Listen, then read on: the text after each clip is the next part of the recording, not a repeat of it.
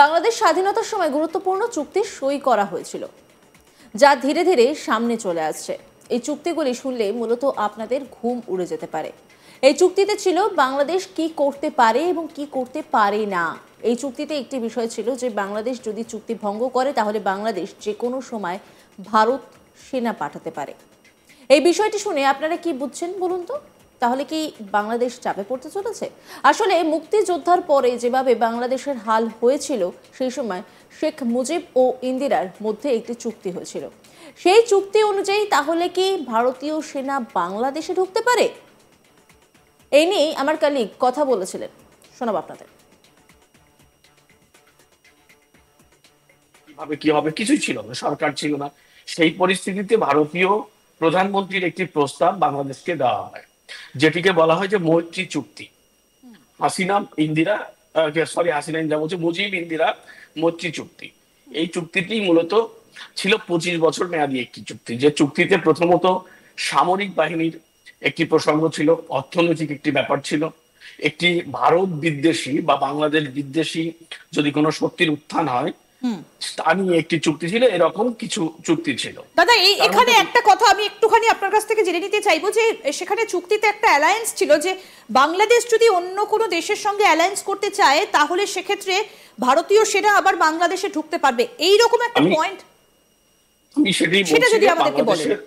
বাংলাদেশের আমি তো বললাম যে বাংলাদেশে 1971-এর মুক্তিযুদ্ধের পরে একটি অরীক্ষিত রাষ্ট্র ব্যবস্থা ছিল, কারণ তাদের প্রতিষ্ঠিত সেনাবাহিনী ছিল না, নৌবাহিনী বিমান বাহিনী ছিল না, তাদের আইন শৃঙ্খলা রক্ষাকারী বাহিনী ছিল না। সেই মুহূর্তে দাঁড়িয়েই ভারত সরকারের পরামর্শে তখনকার প্রধানমন্ত্রী, আহ রাষ্ট্রপ্রধান শেখ মুজিবুর রহমান, ইন্দিরা গান্ধী ভারতের প্রধানমন্ত্রী, তার সঙ্গে একটি চুক্তি করে, যে চুক্তিতে উল্লেখ করা হয়, যার উল্লেখযোগ্য চুক্তিটি ছিল যে দেশের অভ্যন্তরীণ নিরাপত্তা রক্ষায় ভারত সরকার যদি বাংলাদেশের কোনো স্বাধীনতা বিপন্ন বা স্বাধীনতার অস্তিত্ব কোনো কিছু যদি বিপন্ন হওয়ার পথে যায়, তাহলে ভারতের সেনাবাহিনী তাদের পাশে দাঁড়াতে পারবে বা এই দেশে ঢুকতে পারবে। এবং সেই চুক্তিটি ছিল যে ভারত সরকার যদি কোনো কারণে বাংলাদেশ যদি পাকিস্তানের সাথে আবার নতুন করে অ্যালায়েন্স করতে চায়, পশ্চিম পাকিস্তানের সঙ্গে বা কোনো শত্রু রাষ্ট্রের সঙ্গে ভারতের, তাহলে ভারতীয় সেনারা সেখানে ঢুকতে পারবে। এবং মজার ব্যাপার যে এই চুক্তিতে কিন্তু আরেকটি জিনিস উল্লেখ ছিল, যে কোনো দেশ, ভারত বা বাংলাদেশ, যদি তৃতীয় কোনো শক্তির দ্বারা আক্রান্ত হয় তাহলে এক দেশের সেনা আরেক দেশের সেনার পাশে দাঁড়াতে পারবে। এবং সেই চুক্তির আলোকে কিন্তু 1997 সাল পর্যন্ত চলেছে। এবং তার তার আলোকেই সেই চুক্তি যদি বলবৎ থাকতো তাহলে কিন্তু আজকের এই বাংলাদেশ পরিস্থিতি আমাদের দেখতে হতো না।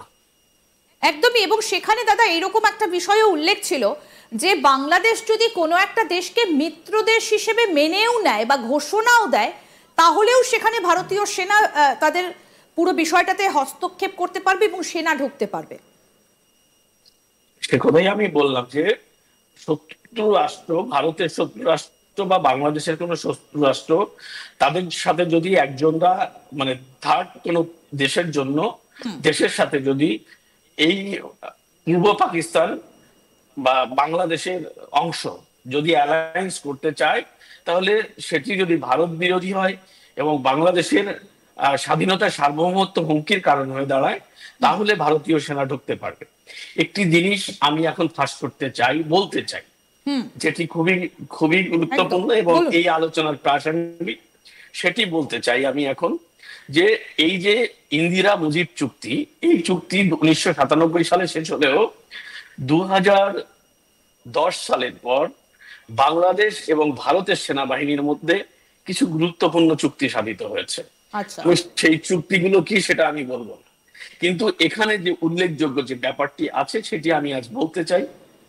আমি জানান দিতে চাই মানুষকে যে এই চুক্তির আলোকে যদি ভারত যদি কোনো কারণে বাংলাদেশের অভ্যন্তরে ভারত বিরোধী কর্মকাণ্ডের প্রমাণ পায় এবং সেখানে বসে যদি কোনো জঙ্গি গোষ্ঠী ভারতকে অশান্ত করার চেষ্টা করে, তাহলে ভারতীয় সেনাবাহিনী বাংলাদেশের অভ্যন্তরে প্রবেশ করে তাদের বিরুদ্ধে অ্যাকশন নিতে পারবে।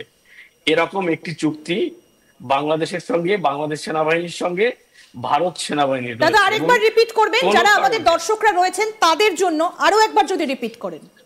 যদি বাংলাদেশের অভ্যন্তরে বা ভারতের অভ্যন্তরে, আমি বাংলাদেশ দিয়েই বলছি, বাংলাদেশের অভ্যন্তরে যদি কোনো জঙ্গি গোষ্ঠী, কোনো মিলিটেন্সি ভারতকে অশান্ত করার জন্য বা ভারতে ঢোকার জন্য, ভারতের বিরুদ্ধে অশান্তি করার জন্য যদি ঘাঁটি গাড়ে এবং সেটা যদি ভারত প্রমাণ পায়, তাহলে তারা নিবৃত করার জন্য সে দেশে ঢুকে তাদেরকে নিবৃত করতে পারবে। একদম সব থেকে বড় খবর এটাই, সব থেকে বড় খবর এটাই যে আবার নতুন একটা চুক্তি সম্পাদিত হয়েছে, এবং যেটা আমাদেরকে এক্ষুনি দাদা বললেন, এটা কিন্তু এই মুহূর্তে দাঁড়িয়ে একটা অত্যন্ত গুরুত্বপূর্ণ বিষয়। বলুন।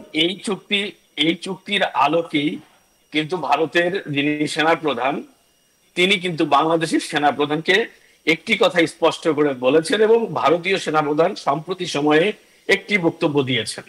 বলেছেন যে বাংলাদেশের অভ্যন্তরে আইএসআই কর্মকর্তারা ঢুকেছে, তারা বিভিন্ন জায়গা পরিদর্শন করছে এবং তাদের কাছে প্রমাণ আছে আইএসআই বাংলাদেশের বিভিন্ন জায়গায় ক্যাম্প দিয়েছে। তার দুদিন পরে বাংলাদেশের সেনাপ্রধান কিন্তু একটি বার্তা দিয়েছেন। তিনি তার বক্তব্যে বলেছেন যে বাংলাদেশে যদি অশান্তি ছড়ানো হয়, এরকম আইএসআই বা উনি আইএসআই নাম উল্লেখ করেননি বাংলাদেশের সেনাপ্রধান, কিন্তু বলেছেন যে এইরকম জঙ্গিপনা বা এরকম অশান্ত করার চেষ্টা করা হয়, তাহলে বাংলাদেশের সার্বভৌমত্ব বিলীন হতে পারে। তাহলে দুজন সেনাপ্রধানের বক্তব্য কিন্তু ক্লিয়ার যে ভারত এবং বাংলাদেশের মধ্যে, দুই সেনাবাহিনীর মধ্যে এমন একটি চুক্তি যেটি কখনো প্রকাশ পায়নি বা এটি নিয়ে আলোচনা হয় না। কিন্তু আমি এই দুজনের কথাবার্তা এবং দুজনের এই সাম্প্রদায়িক কর্মকাণ্ড এবং বাংলাদেশ সেনাবাহিনীর প্রধানের হঠাৎ ইউটার্ন,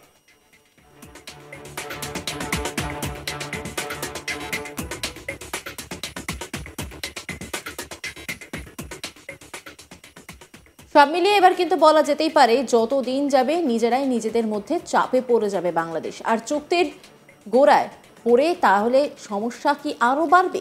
এটাই এখন সব থেকে বড় প্রশ্ন হয়ে দাঁড়িয়েছে, কারণ একের পর এক বিষয় কিন্তু সামনে উঠে আসছে। বাংলাদেশ স্বাধীনতার সময় গুরুত্বপূর্ণ চুক্তি সই করা হয়েছিল, যা ধীরে ধীরে সামনে চলে আসছে।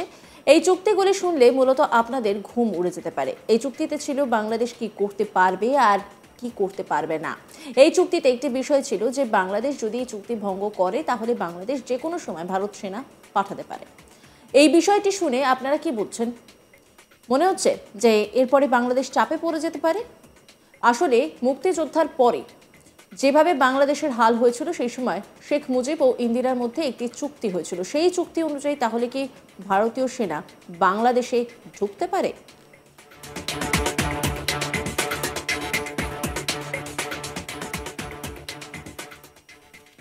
অন্যান্য খবরের আপডেটের জন্য অবশ্যই নজর রাখুন আজ তাক বাংলার ইউটিউব স্ট্রিমিংয়ে। লাইক, কমেন্ট, শেয়ার এবং সাবস্ক্রাইব করতে ভুলবেন না।